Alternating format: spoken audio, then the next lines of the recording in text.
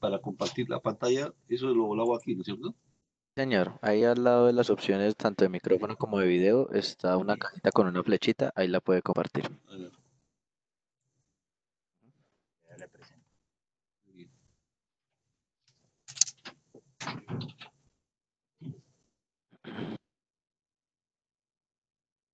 Listo, profesor, ya tengo todo habilitado acá.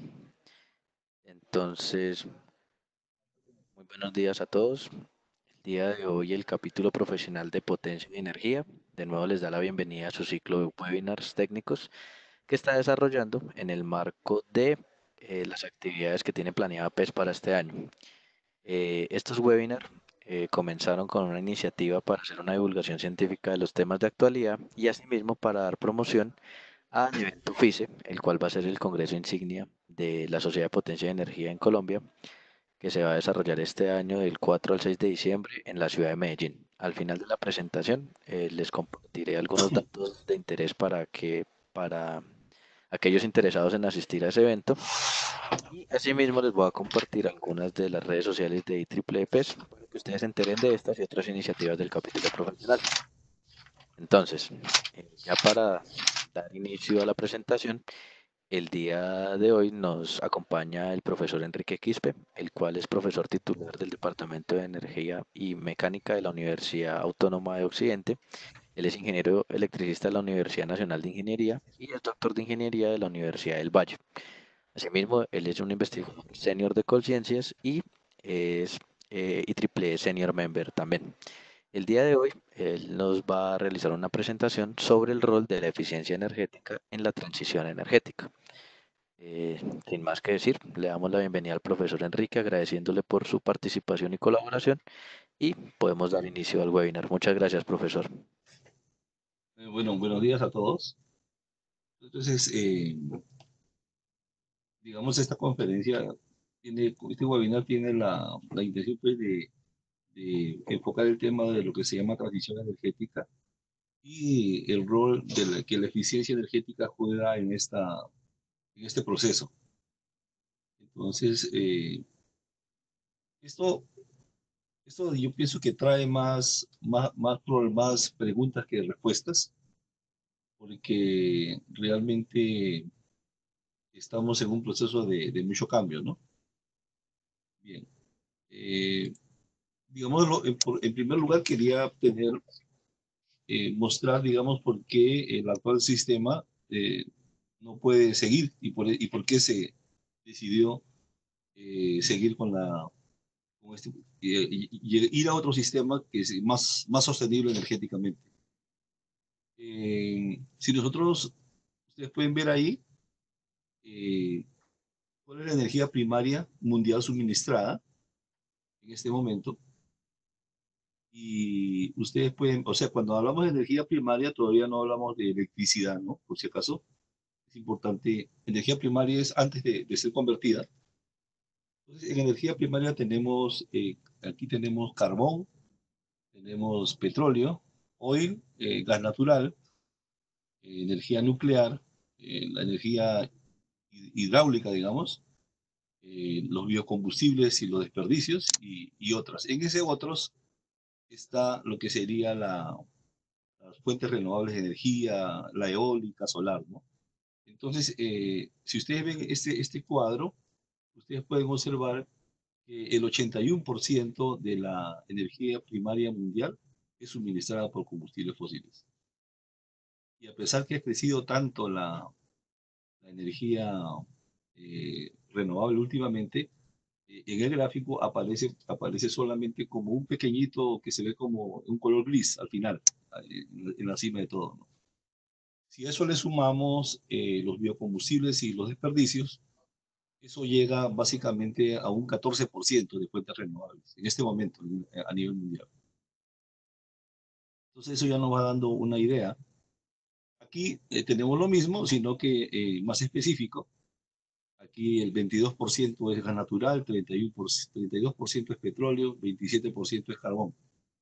Eso es lo que hace el 81%. Eh, Aquí ven 1,7% corresponde a la energía geotérmica, solar, eólica y calor y otros tipos de energías renovables. En este momento, pues, bueno, este dato es del año 2016, ¿no? No cambia mucho de año en año, pero puede haber cambiado, digamos, puede haber pasado a 2%, digamos, pero no es muy significativo. Entonces, estamos en ese proceso, ¿no es cierto? Pero ustedes se dan cuenta que el problema que tenemos es que nosotros estamos dependiendo de los combustibles fósiles.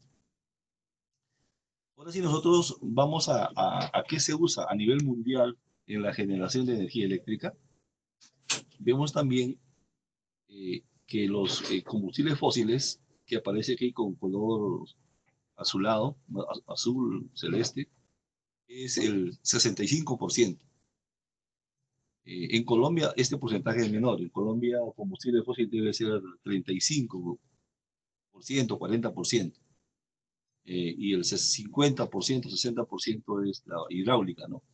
Pero en el mundo, 65% es combustible fósil, nuclear 10%, hidráulica un 18%, y ahí sí vienen las renovables con un porcentaje mayor, y tal vez aquí pues estamos hablando de un 8%, porque ya se refiere a lo que se convierte en energía eléctrica, que es precisamente en lo que se convierte la energía fotovoltaica y la eh, energía eólica, ¿no? Principalmente.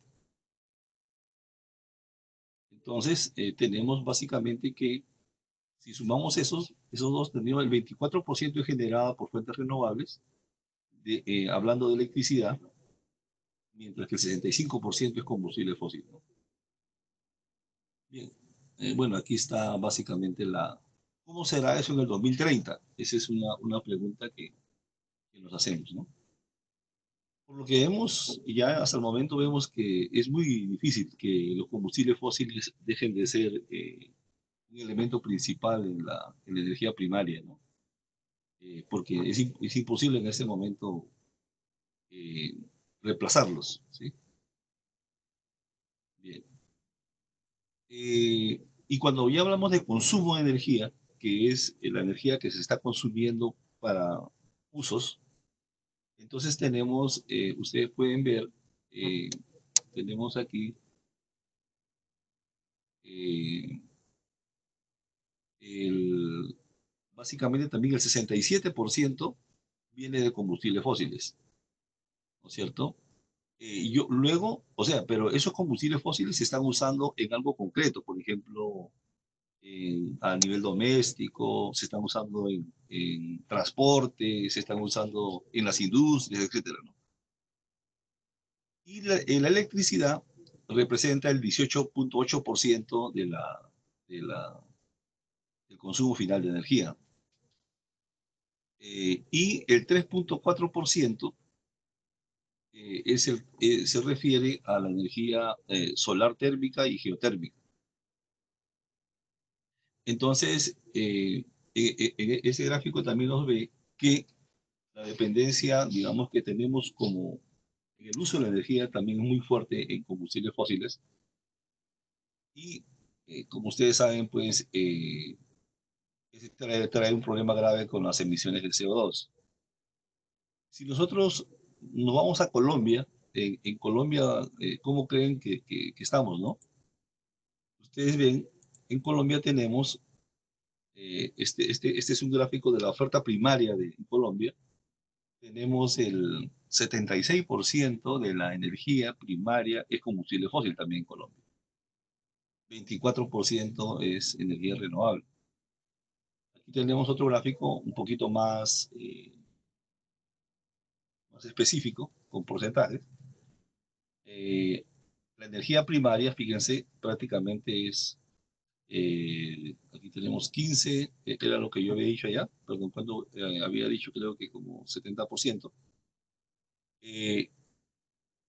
Y a nivel de energía secundaria, que es lo que ya nosotros usamos, estamos usando combustible fósil en gasolina, por ejemplo, en diésel, ¿no? En querosene, full oil, gas natural, etcétera. Pero entonces los combustibles fósiles también son pues, un gran elemento en nuestra matriz, ¿no? La electricidad, por ejemplo, solamente está usando el 23% de energía eléctrica, el total que usamos nosotros. Si nosotros quisiéramos reemplazar eso, tendríamos que cambiar, por ejemplo, por eso una de las medidas fundamentales es que la gasolina que se usa para los autos se convierta en autos eléctricos, porque en ese caso la matriz se volvería más eléctrica, ¿no? Y la eléctrica sí la podemos generar con energías renovables. Eh, Aquí tenemos también un dato más sobre el consumo de final de la energía. En Colombia, prácticamente el mayor consumo de la energía se usa en el transporte. Y esa es una de las cosas, creo, importantes de revertir aquí, ¿no? La industria tiene un 24%. eh, Aquí está el global, ¿no es cierto? Como sector, porque la industria también usa electricidad. Por ejemplo, la industria tiene un uso de electricidad de 13%, bagazo 20%, carbón 26%, gas natural 32%. A nivel de residencias, nosotros usamos básicamente gas natural y electricidad. Y en otros lugares usan leña, ¿no? Que es muy alto. Eh, y en el sector comercial tenemos básicamente electricidad y gas natural. Eso es básicamente lo que se tiene. Bueno, entonces, como ustedes, entonces aquí vemos que Colombia es muy similar a lo que pasa en el mundo, ¿no? Y una de las sorpresas que uno se da en una misión que estuvimos aquí con la red de eficiencia energética en Alemania, cuando uno ve la matriz energética de Alemania, también encuentra que el 80% depende de combustibles fósiles. Es impresionante. O sea, la energía renovable en Alemania también está llegando más o menos al 20%. Ellos por eso hicieron agresivamente planes para poder incrementar la electricidad en su matriz. Como ustedes saben, este problema de los combustibles fósiles es que los combustibles fósiles emiten CO2. Entonces, ustedes ven que eh, inicialmente vemos cómo fue aumentando la demanda de energía, tanto a nivel de energía primaria como consumo, uso final, y asimismo aumenta las emisiones de CO2, ¿cierto? Entonces, aquí tenemos, si hacemos un gráfico, prácticamente el 99% que aparece ahí de las emisiones de CO2 son por el uso de combustibles fósiles. Eh, si podríamos hacer un poco más detalle, aquí tenemos cómo se ha incrementado desde el año 73 al 2016 el uso de combustibles fósiles. Hemos prácticamente duplicado las emisiones, ¿no? De 15.400 megatoneladas de CO2 a 32.000. Y el año pasado llegó a 33.000. O sea, estamos en un punto complicado, ¿no? Nosotros debemos bajar esa demanda. Imagínense que como ustedes saben, pues esto trae un cambio climático, ¿no? Porque el CO2, como es un gas de efecto invernadero, incrementa el efecto invernadero y entonces hace que la temperatura en en la superficie terrestre aumente, porque eh, el efecto de rebote de las ondas, al aumentar los gases de invernadero, en este caso el CO2, hace que ese efecto, más calor se quede atrapado dentro de la atmósfera. Entonces, fíjense que aunque si ustedes ven, se ha reducido el carbón, en este caso, ha aumentado, y el petróleo ha reducido el consumo, ¿no? De, de 49 que se usaba el año 49% o 50% del año 73, ahora se está usando el 35%. El gas natural ha aumentado, el gas natural contamina menos, pero el carbón también ha aumentado, que es un gran contaminante. Eh, Esto incluso, ¿no? Ahora vamos a ver un gráfico que nosotros deberíamos bajar de 33.000 toneladas a 8.000 toneladas, o sea que tendríamos que reducir las emisiones de CO2. Claro, hay una cosa también importante, ¿no? Todos los países no emiten lo mismo, ¿no? Si nosotros nos vemos aquí, aunque ahora, bueno, aquí vemos el G20, que son los países, digamos, desarrollados y un grupo adicional. Ellos son los que más emisiones tienen de CO2. Por ejemplo, en las edificaciones, ¿no? Aquí se compara los países industrializados del G20, que son 20 países, con el resto del mundo, imagínense. En transporte, lo mismo, en industria y en potencia, ¿no? Las emisiones de Colombia a nivel mundial, digamos, son bajas, digamos. Más o menos estamos hablando del 0,4% total, ¿no?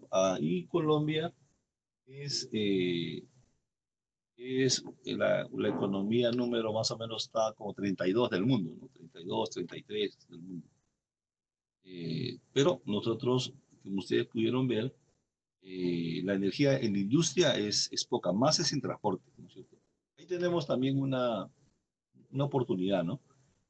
Entonces, haciendo como un resumen, este sistema que nosotros tenemos, pues no puede seguir así porque estaríamos poniendo en riesgo la vida del planeta. Eh, Tiene muchas emisiones de CO2. Eh, el 67%, los estudios dicen pues, que el 67% de las emisiones de gases de efecto invernadero provienen del uso de los combustibles fósiles para la producción. Eh, las emisiones de CO2 están causando el cambio climático y por otro lado, pues son combustibles que son finitos, ¿no?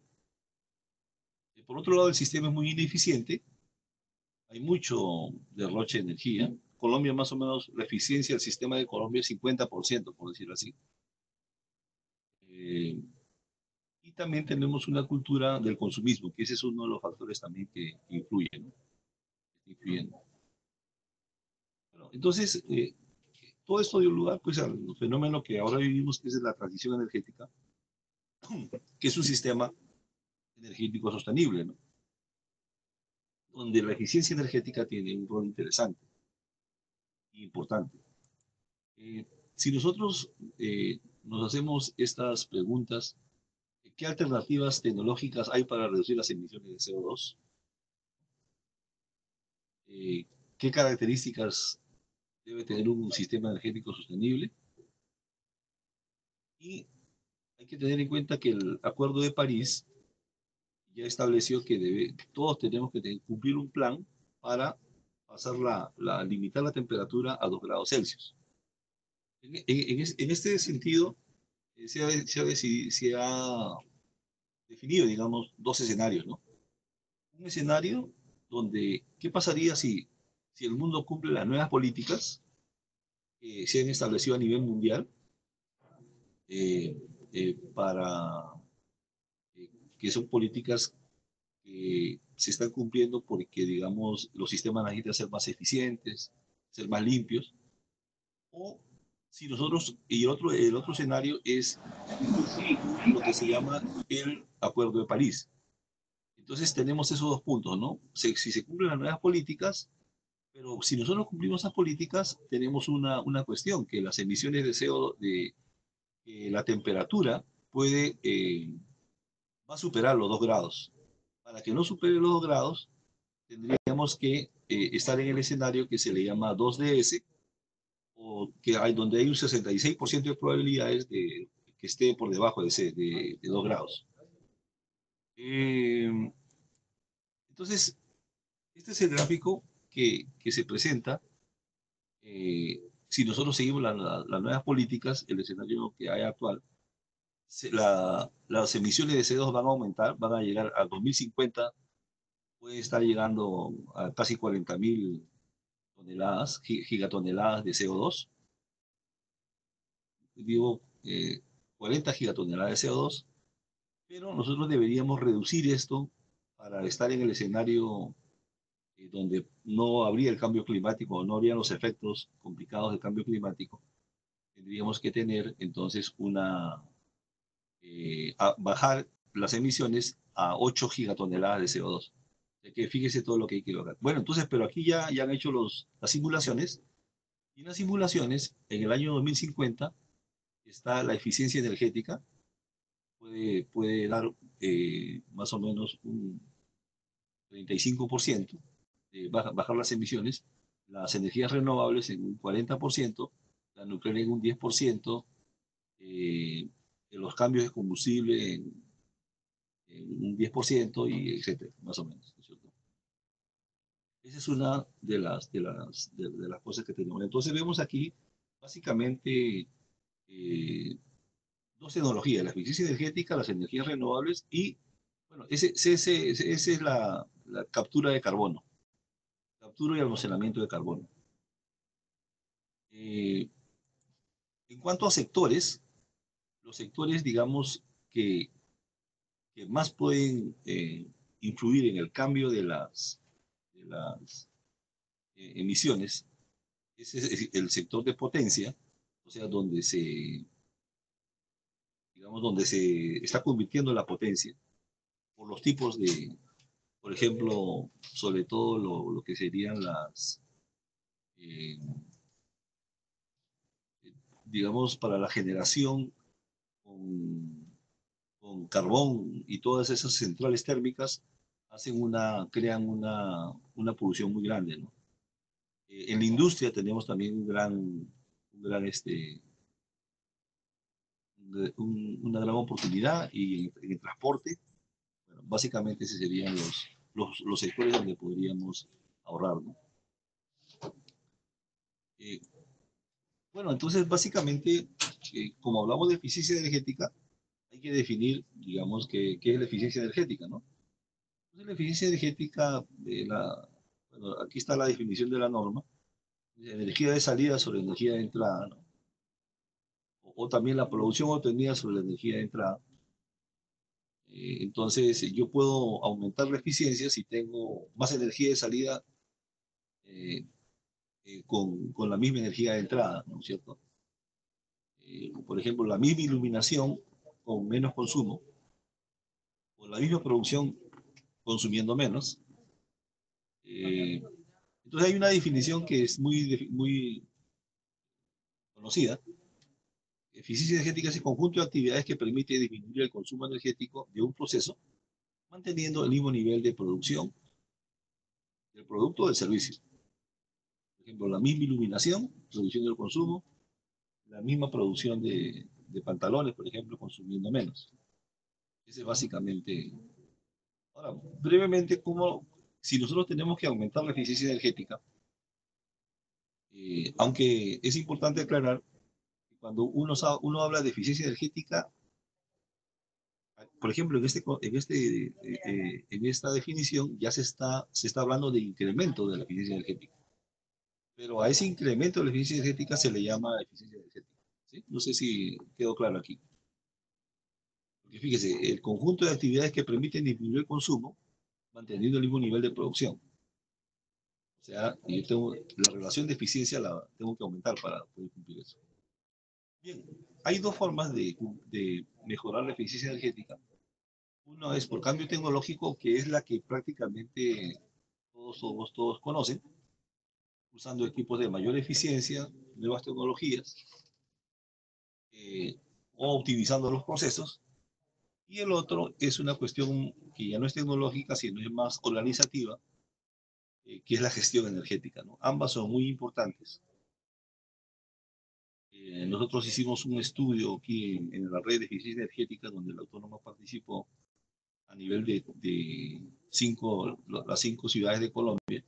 Se revisaron 100 empresas y se encontró que se puede reducir el consumo energético por gestión energética entre el 5% al 20%.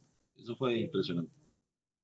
Sin cambio tecnológico, ¿no? El cambio tecnológico daba un incremento de la eficiencia, un ahorro parecido. Bien, aclarando un poquito más, cuando uno habla de equipos de alta tecnología, de alta eficiencia, estamos hablando, por ejemplo, de iluminación LED, bombas eficientes, calderas eficientes, motores de alta eficiencia, ¿no? O equipos con motores con variador para mejorar la eficiencia, etc. Y cuando hablamos de la gestión energética, estamos hablando de organizar la, la empresa o la organización en función de la energía. En este caso, se necesita construir dentro de la organización un sistema de gestión de energía. Eh, la norma 50.001 precisamente da qué características debe tener un sistema de gestión para que sea efectivo.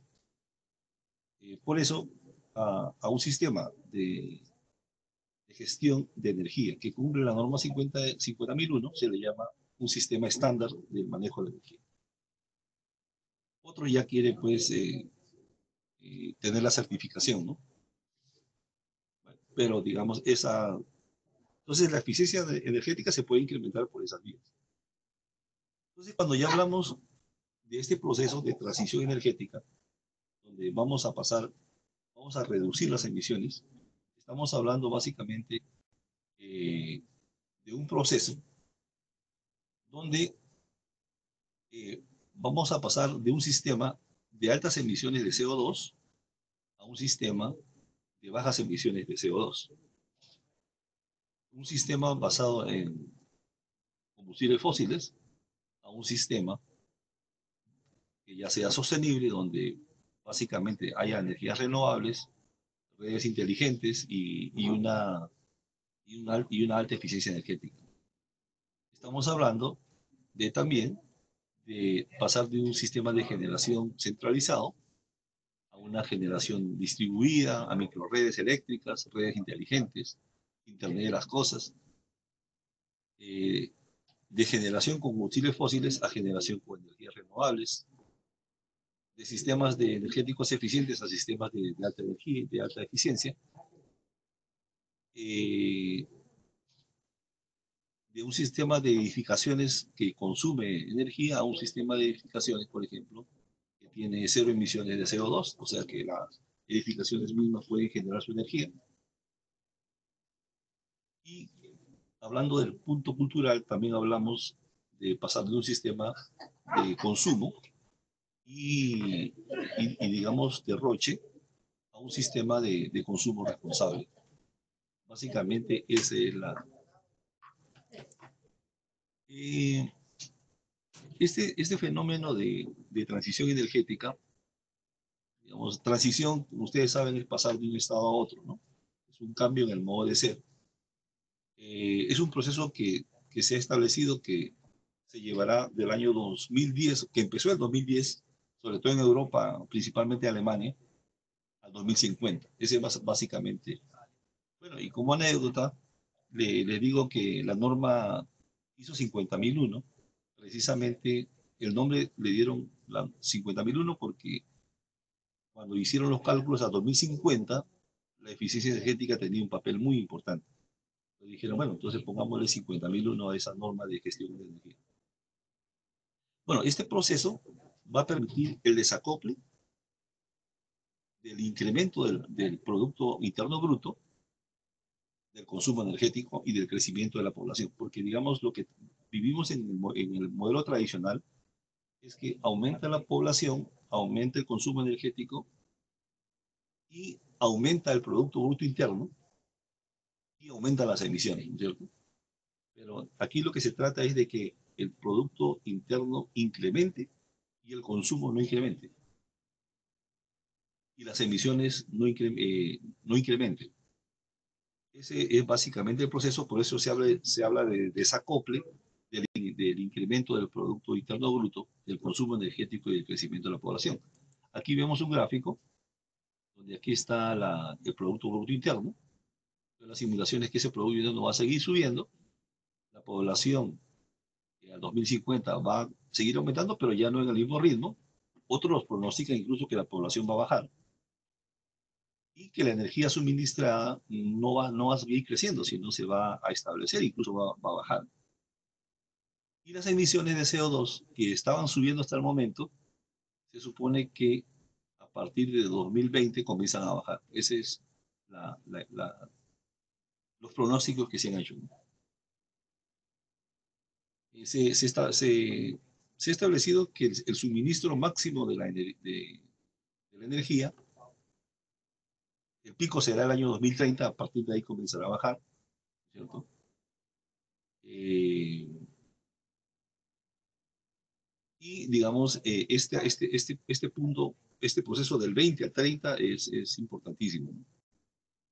Por otro lado, eh, este sistema energético, como les menciono, todo decía, ¿no? Aumenta el producto, el consumo, aumenta el PBI. No podemos incrementar el PBI si no incrementamos el consumo. Pero esta transición energética va a desvincular, va a desacoplar la energía de los gases,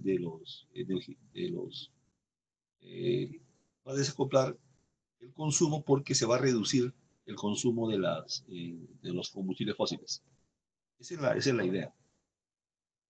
Y por otro lado, eh, el incremento de la eficiencia energética.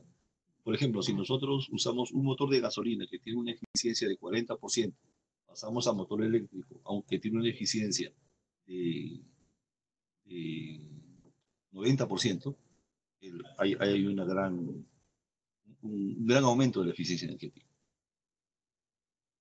Evidentemente, en este proceso, pues las energías renovables están creciendo mucho. Aquí, por ejemplo, vemos cómo han crecido las energías renovables. Al año 2017 ya estamos en 402 gigavatios, ¿no?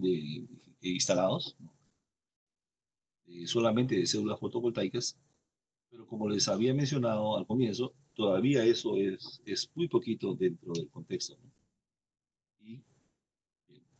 Y algunas predicciones, por ejemplo, eh,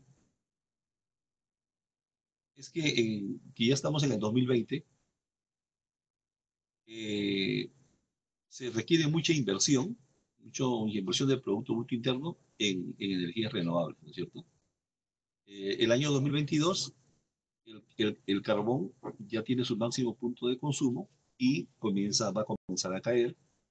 El petróleo llegará a su punto máximo de consumo el año 2030, luego comenzará a caer. El gas va a seguir siendo una fuente de energía importante. Aquí en este gráfico que ustedes ven, vemos cómo la electricidad va tomando cada vez más fuerza en el sistema, ¿no? Porque precisamente la electricidad se puede generar con energías renovables. Eh, Otra predicción que han hecho las simulaciones es que el suministro de energía primaria alcanzará su punto máximo en 2025 y a medida que la electricidad aumente su participación, se va a comenzar a decrecer el consumo. El año 2030 la demanda de energía se va a estabilizar, principalmente por el incremento de la eficiencia energética en la generación, eh, y se va a cumplir este objetivo de desarrollo sostenible que seguro que se va a tener una energía asequible y sostenible para todos, ¿no?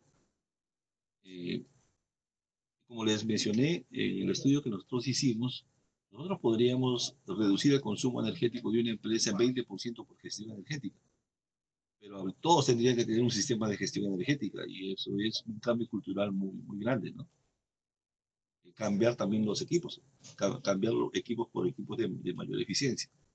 Bueno, le doy unos datos más, ya para ir redondeando el tema. Eh, el año 2042 ya la transición energética será muy conocida y será parte de la cultura a nivel mundial.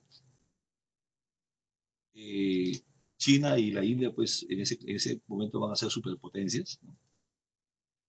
En el año 2050, las energías renovables, sobre todo la eólica y la solar fotovoltaica, tendrán la mayor potenciabilidad por la competitividad de sus costos, pero aún así los combustibles fósiles tendrán todavía una demanda del 50%. O sea que en este momento nosotros tenemos como combustible fósil 80%, se estima que eso bajará al 50%.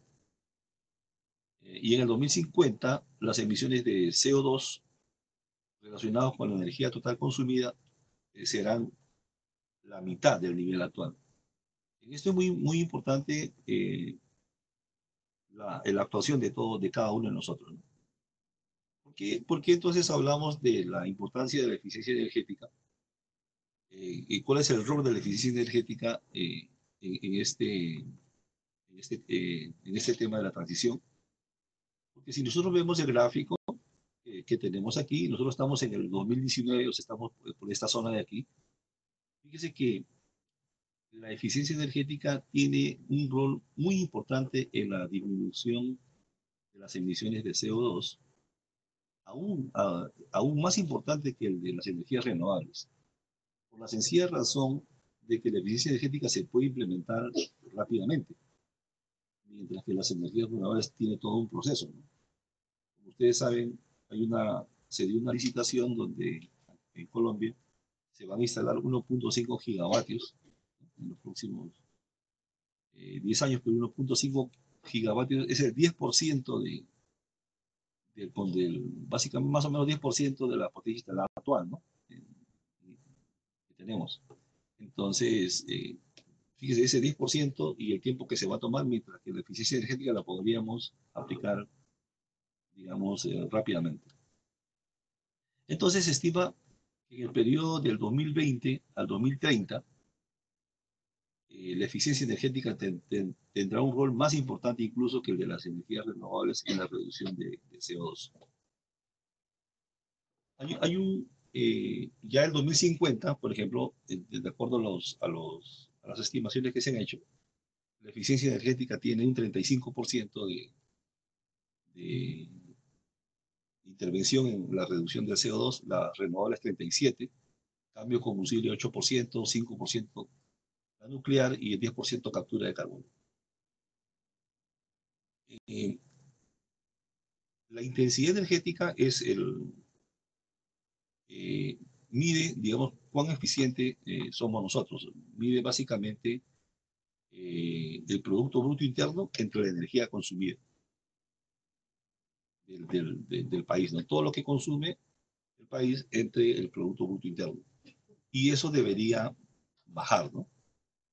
Entonces, esto de aquí, digamos, la intensidad energética, como ustedes ven, está bajando.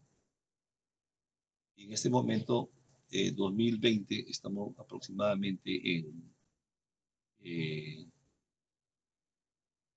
en una intensidad energética mundial de un 4.5. Los países en Europa, la intensidad energética es muy baja, ¿cierto? Ya, como uno divide la energía consumida entre lo que el Producto Bruto Interno del país, digamos, si uno consume menos energía para producir más, eso comienza a caer.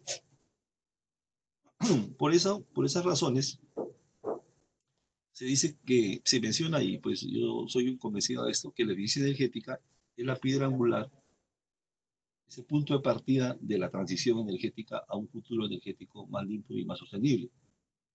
Eh, no significa, o sea, si usted, por ejemplo, cambia, digamos, un ejemplo sencillo sería, uno dice, yo necesito, en mi casa tengo 5 kilovatios, entonces, ¿cuánto vale eso de renovables? Si usted aplica eficiencia energética, esos 5 kilovatios se pueden convertir en 2, o en 1.5. Entonces no tiene que invertir en paneles solares para 5 kilovatios, pudiendo hacerlo solamente para 2, porque está usando eficientemente la energía. Bueno, eh, y la eficiencia energética se usa en todos los sectores, ¿no? Y cualquier tipo de combustible, no necesariamente combustible fósil. Por ejemplo, los carros híbridos que ahora se están usando, bajan el combustible prácticamente a la mitad, al 50%, porque como tiene el motor eléctrico también funciona allí, entonces eh, ahí es un ejemplo claro de cómo se baja el consumo de energía. Eh, Aquí, por ejemplo, nosotros estamos aquí en 2020, este es el Producto Bruto Interno, esta es la población y abajo está la intensidad energética, ¿cierto? Para el 2050 se supone que el producto energético, esto sería, va a crecer, va a seguir creciendo, pero menos, pero la población aquí se entiende que va a disminuir y la energía primaria también va a disminuir. O sea, va a haber una disminución de la energía primarizada y la intensidad energética también se va a reducir. Eh,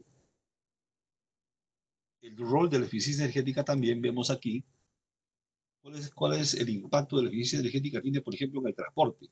¿No?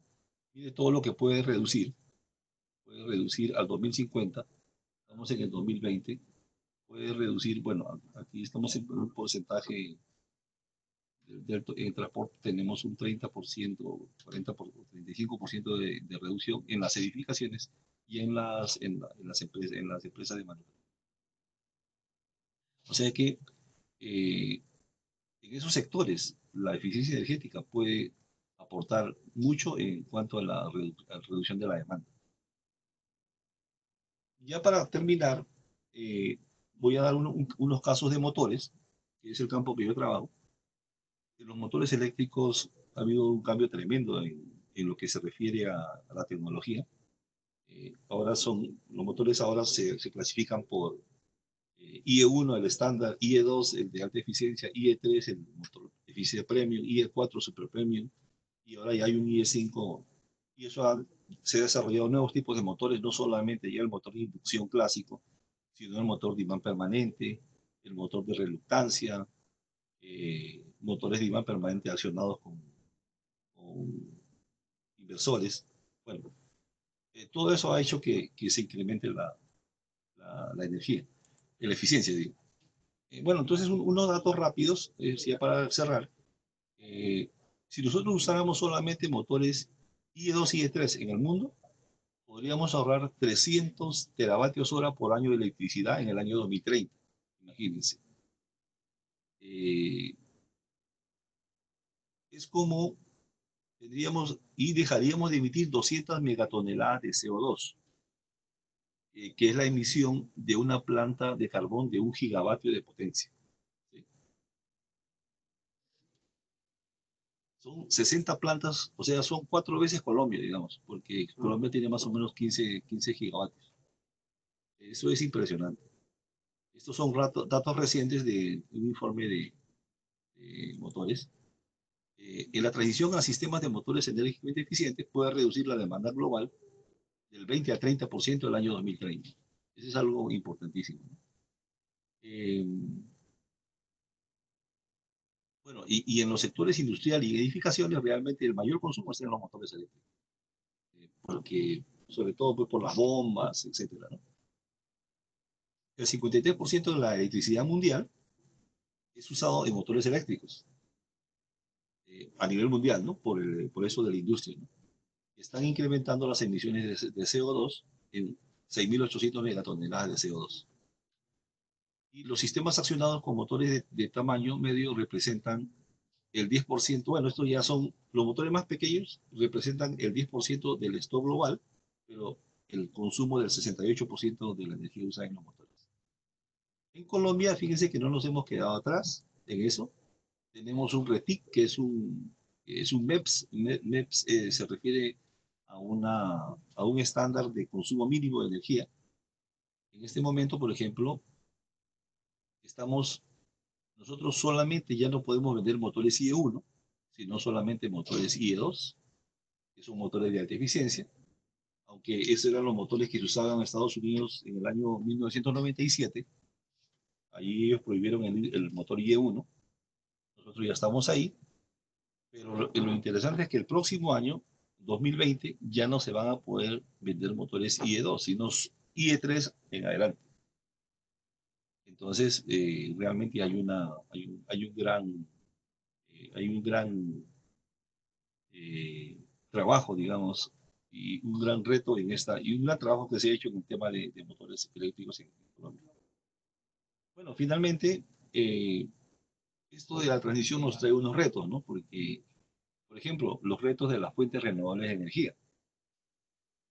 Nosotros tenemos la solar, la eólica, hay que ser más eficientes estas fuentes, sobre todo pues la solar. pero estas tienen un gran problema, que son temporales. Uno usa energía solar, pero solo cuando hay luz. En la noche no se puede. La energía eólica se usa cuando hay viento. Y uno no puede forzar al viento que esté todo el día moviendo los generadores. Entonces ahí viene el problema de cómo almacenamos esta energía para poder usarla, ¿no es cierto? Estos sistemas, como también son DC, también han traído problemas en los sistemas de potencia, porque toda la teoría de estabilidad de sistemas de potencia está basado en la inercia de la rotación de las máquinas.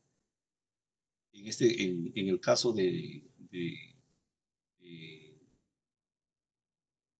de energía solar, por ejemplo, es, eso como es DC y eso no tiene una parte rotativa. Entonces, eso impacta también en la estabilidad del sistema. Incluso hay un caso, creo que en estos meses, hubo un apagón en Reino Unido, se apagó todo Reino Unido por una hora y ellos no sabían cómo poner fue un gran problema ponerlo nuevamente en operación. Tenemos el reto de la movilidad eléctrica. Eh, Alemania hizo un reto que 1 millón de autos eléctricos al año 2020 y en este momento, que ya estamos en 2019, creo que tiene 220.000 autos eléctricos. No va a llegar al millón de autos. Entonces hay todo este proceso, porque también viene el problema de- del costo de los autos, ¿no? Eh, Tenemos retos en lo que son la implementación de generación distribuida, redes inteligentes, microredes, sobre todo que son tecnologías que están en desarrollo y que nosotros mismos las podemos eh, desarrollar. La parte del Internet, la digitalización de la energía va a ser otro tema importante. El tener edificaciones de cero emisiones, o sea, incluir dentro de las edificaciones la generación de energía y que tengan sistemas de alta eficiencia. Y hay muchos temas, el uso, por ejemplo, ya no de AC, sino de DC también, muy importante, y el cambio cultural, que nos haga tener un consumo responsable de la energía, usándola eficientemente. Muy bien, esto sería, y yo quedo entonces eh, listo para cualquier pregunta que ustedes deseen. Muchas gracias, profesor. Eric Kumbal aquí en el chat pues nos explica, nos pregunta, muchas empresas en el mundo ya están aplicando las normas ISO 50001. ¿Qué va a pasar con las compañías que se basan en la ISO 14001? Son dos temas diferentes, ¿no? La 50.001 es la 14.000. Voy a poner aquí la, la 14.000 son sistemas eh, de medio ambiente, ¿no es cierto? El sistema de ambiente sigue porque es, por ejemplo, tratamiento de la parte de agua, los residuos, la protección del medio ambiente, pero es muy diferente al sistema eh, 50.001, porque el 50.001 pone restricciones al uso de la energía. Eh, Te dice, por ejemplo, que tú tienes que tener indicadores de eficiencia energética, bueno, no le llaman eficiencia, le llaman desempeño energético. Indicadores de desempeño energético para que puedas revisar cómo van los procesos en cada empresa. Entonces, son dos normas. Yo diría que la 50.001 es como la hija de la 14.000, pero son complementarios, son muy complementarias. En la 50.001, una de las exigencias es que uno construya una línea de base energética con números. En la 14.000 es un poquito más diferente porque no hay cuidado del medio ambiente, ¿no? Pero la 50.001 sí es muy específica y ha tenido pues un gran desarrollo.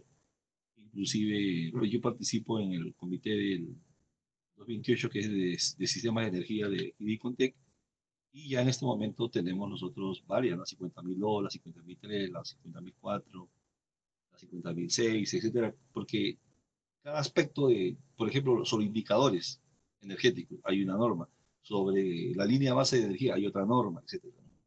Es un tema muy importante, pero son complementarios, no son antagónicos. Incluso se habla de gestión integral de la gestión, sistemas integrados de gestión, donde se puede poner la ISO 9000, la ISO 14000, la ISO 50000 y la OSHAS 18000, todo en un mismo sistema de gestión. Perfecto. Si alguien más tiene alguna duda, puede compartirla en el chat o también puede habilitar su micrófono para compartirlo. Por ahora yo tengo una duda, profe, y es, revisando esta nueva visión sobre la eficiencia energética, la implementación de nuevos sistemas de generación. En el caso de las zonas no interconectadas en el país, ¿qué cabida te podría tener estos planes o este nuevo punto de vista acerca de la eficiencia energética en esas zonas que están apartadas del sistema interconectado nacional y pues a su vez tienen pequeños comercios o incluso pequeñas industrias que les ayudan en el día a día? ¿Cómo se podría llevar a esta nueva visión a esas zonas? Pues eso es muy importante. Hay dos alternativas. Si, por ejemplo, si la energía no puede llegar a esas zonas, se hace un estudio de esa zona y se puede implementar energías renovables o incluso sistemas combinados, gas renovables, por ejemplo, eólica con gas o puede ser o también combustible, ¿cómo le llaman esto? Diésel con energía fotovoltaica. Se pueden hacer, se pueden combinar. Y lo importante ahí es que tendría que haber un sistema que controle la generación de energía y controle la distribución. Y ahí están lo que se llama las microredes eléctricas, porque ya sería una pequeña red, ¿no? Independiente. Y eso se puede hacer. Incluso nosotros estamos trabajando en un proyecto de gestión energética. Tenemos aquí un proyecto que ha durado 4 años, está dirigiendo el profesor Johnny Posada, donde estamos desarrollando toda la parte de la microred, desde la generación hasta, hasta el despacho de la red, usando energías fotovoltaicas y usando eh, energía eh, eh, fotovoltaica y me parece que eso es diésel, un motor diésel, juntando las dos. Y todo este proceso se ha realizado. Muy importante. Ahí yo lo veo más bien como una oportunidad porque uno puede usar las energías renovables o mixtas para esa zona, para electrificar esa zona interconectada, muy interconectada. Perfecto, profesor, muchas gracias. Un asistente creo que tiene una pregunta.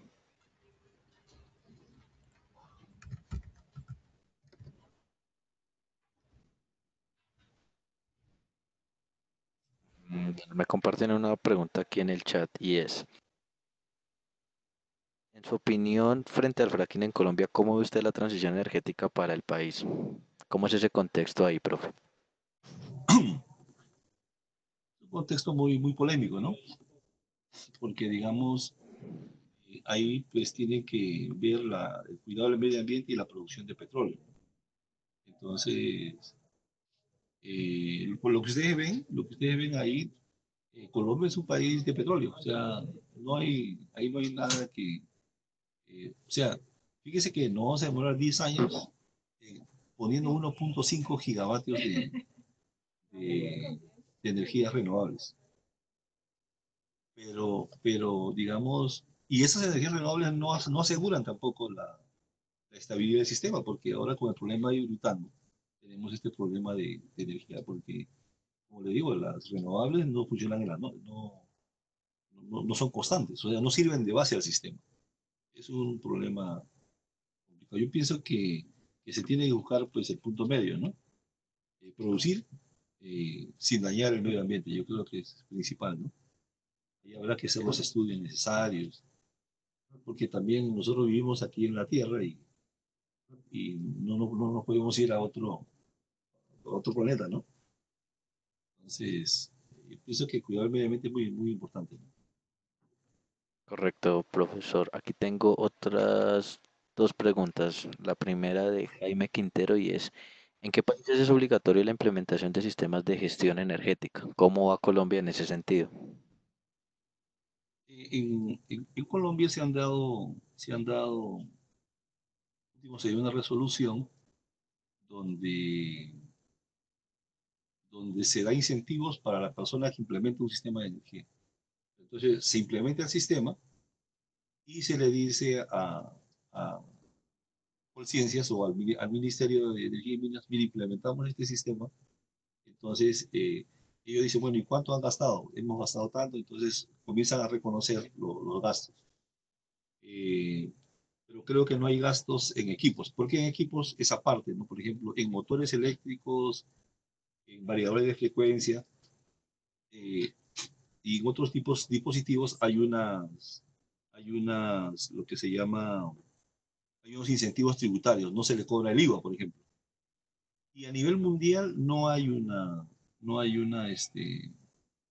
obligación, pero ¿qué le puedo decir? En Japón, por ejemplo, todas las empresas tienen sistema de gestión de energía. O sea, ahí no hay algo mandatorio, pero todas tienen, porque no sé si creo que la cultura lo impone así. En el mundo ha ido creciendo esto. Ahora, lo que pasa es que Japón ya tenía su norma. Eh, Australia ya tenía su norma, Estados Unidos ya tenía la norma. Ahora hay otra norma, ISO 50001, pero es muy equivalente. Y entonces, todos los países, digamos, desarrollados aplican gestión energética, porque eso es lo que le permite bajar su intensidad energética. Entonces, pero como es una norma, no es obligatorio, ¿no? No es obligatorio.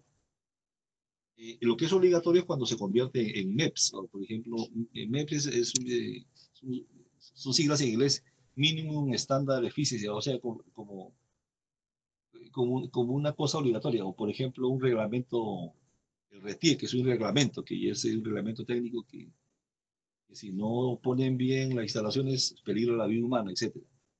Entonces, generalmente las obligaciones se usan cuando está en riesgo la salud o la vida humana. Retilar, por ejemplo, también es por la visión, etcétera, ¿no? Pero lo que tenemos de gestión, por eso que no es obligatorio, lo que se puede dar es incentivos. Y sobre todo a nivel cultural, como les menciono, Japón es uno de los líderes, ¿no? Ahí todas las empresas tienen sistemas de gestión de energía.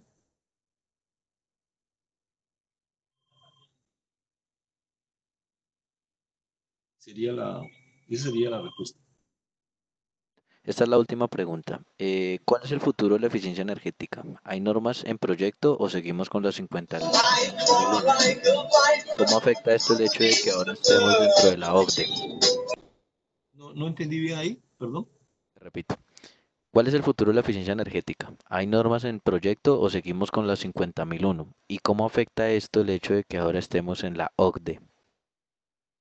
No, precisamente, nosotros estamos en la OCDE, o sea, yo creo que el hecho de estar en la OCDE nos obliga a tener sistemas de gestión de energía, tener este problema del el RETICU, por ejemplo.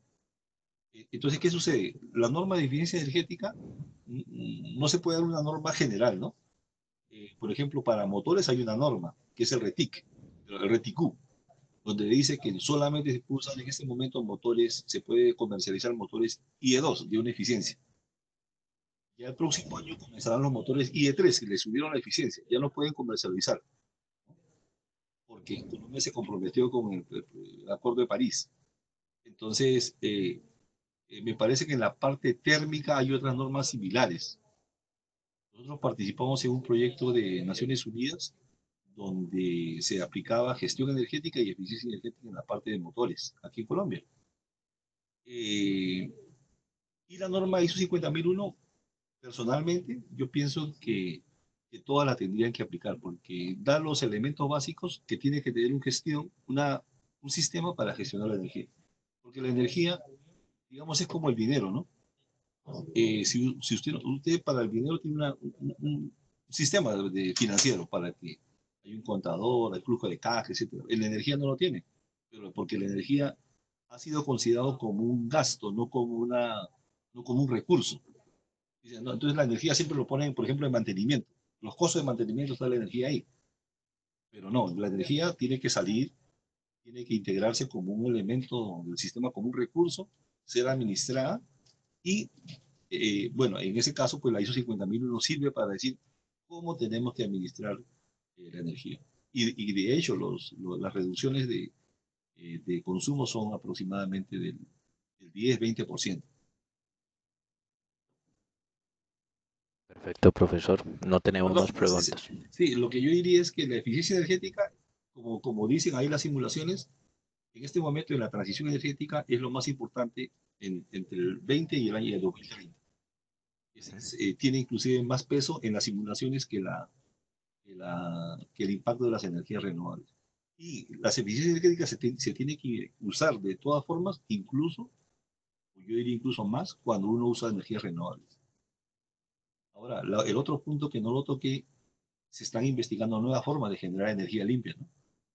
Ya a nivel molecular, a nivel microscópico, como la fusión de energía, la fisión. Entonces, el mundo sigue y yo pienso que vamos a encontrar la forma de poder tener energía defendiendo el planeta, ¿no?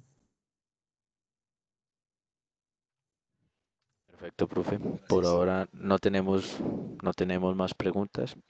Entonces le agradecemos a todos los asistentes, a los participantes. Los invitamos a que sigan pendientes de nuestras redes sociales en Facebook y Triple PES Colombia, donde pueden encontrar toda la información referente a la Feria Internacional del Sector Eléctrico, FISE, en la cual el capítulo de Potencia de Energía entró como organizador del Call for Papers y de la exposición académica del evento. Y asimismo, los invitamos a consultar la página web del evento y FICE y triple SIGRE, en la cual encontrarán toda la información referente a este evento. No siendo más, les agradecemos mucho su participación y esperamos contar con ustedes para los próximos webinars. Muy amables. Hasta luego. Muchas gracias, hasta luego. Parabéns aí para o professor Henrique Ciro Quis, daqui do Brasil. Eu estava ouvindo no carro, estou dirigindo aqui, aqui do Brasil, bem distante, Mulheros, pero muito proveitosa. Lo parabenizo, gostei muito. Não tenho tanta habilidade em espanhol, mas deu para conseguir entender as palavras do professor Henrique Ciro e nos enriqueceu. Estamos aqui no Brasil também um processo de crescimento, né, das energias renováveis, a gestão energética com energia solar, eólica, né? De qué parte de Brasil? ¿Vos de qué parte de Brasil es?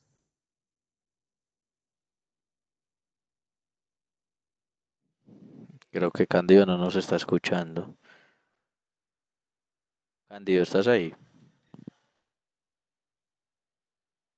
Muy cándido. De qué lugar No. llamará? Porque no hizo una pregunta, no hizo como Sí, hizo el comentario. un comentario, ¿no? No, pero qué chévere que tengamos a alguien de Brasil. No, pues lo que le Sí, entendiera que no entiende mucho español, pero que sí entendió la exposición. Pero creo que se nos cayó la conversación con él. sí, yo también pienso que se perdió, ¿no? Listo, muchas gracias, profe. Bueno, entonces ya estoy saliendo, listo, que esté muy Hasta bien. luego.